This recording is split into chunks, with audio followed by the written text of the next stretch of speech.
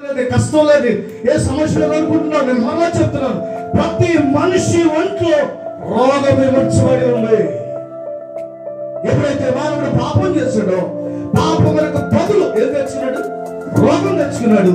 రోగానికి తక్షణమని సత్యమైంది లేదా నిరుస్వరూపమైనది తక్షణం వచ్చేది. రోగాన్ని బట్టి వచ్చేది ఏంటంటే పాపము, ఆ తర్వాత మరణం.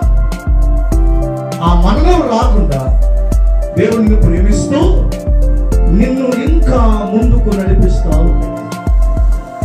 ఒంటి నిండా చప్పులే ఆ యేసయ్యకి మాత్రం ప్రార్థన చేయాలి.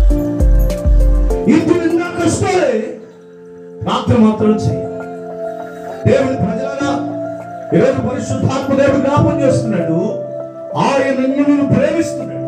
లోకమును ప్రేమించు అనగా నిన్ను, నన్ను, మనందరినీ దేవుడు ప్రేమించు. వాళ్ళు హిందువులైనా, హైందవులైనా, క్రైస్తవులైనా, క్రైస్తవేత్తరులైనా, ఎవరినైనా సరే ప్రభు ఏం చేస్తున్నాడు? ప్రేమిస్తూనే ఉన్నాడు. స్తోత్రం చెప్పండి.